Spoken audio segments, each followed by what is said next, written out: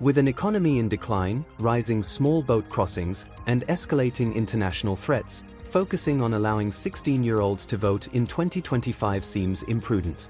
However, Labour has announced plans to introduce an elections bill in the upcoming parliamentary session that would do just that. The Conservatives have accused the government of attempting to rig the system by granting voting rights to younger individuals, who they believe lean more towards the left. In the spirit of goodwill after the holidays, let's assume Keir Starmer has the best intentions. Before the general election, the Prime Minister argued that if young people can work, serve in the armed forces, and pay taxes, they should have a say in how their contributions are utilized.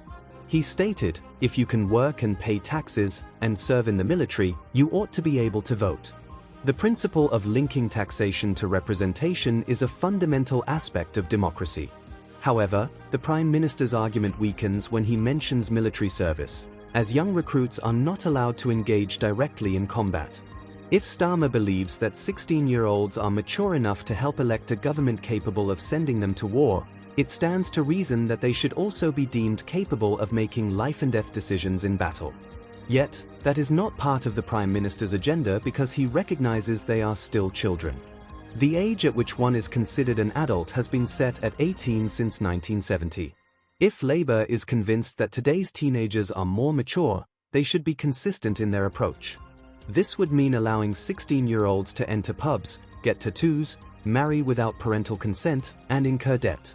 They would also need to be treated as adults in the legal system, facing adult courts and prisons.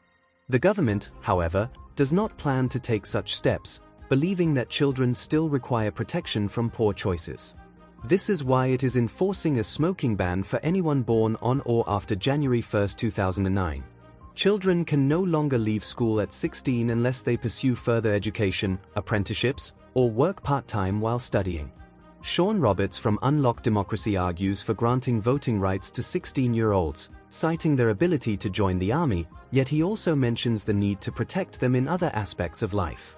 He noted that while there are laws to shield young people from gambling, drinking, and smoking, democracy should not be seen as something they need protection from.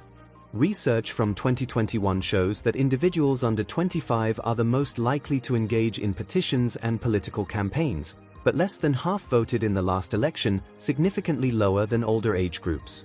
Will 16-year-olds really be more driven to vote than their older siblings? In the last general election, Labour was more than twice as popular among under 25s as the Liberal Democrats, followed by the Greens and Reform, with the Conservatives trailing behind. Skeptics might see this as a clear indication of Labour's motivation behind these proposed changes. Yet, Starmer's plan could backfire spectacularly. After just 5 months in office, he was rated the least popular Prime Minister in modern history, with 60% of people dissatisfied with his performance, including 40% of Labour voters. Meanwhile, Nigel Farage is gaining traction among young people on TikTok, reporting a rise in young members joining Reform. Generation Z may be young, but they aren't naive. A 16-year-old can recognize a failing government just as well as an adult can. Please like, share and subscribe to my YouTube channel for more updates.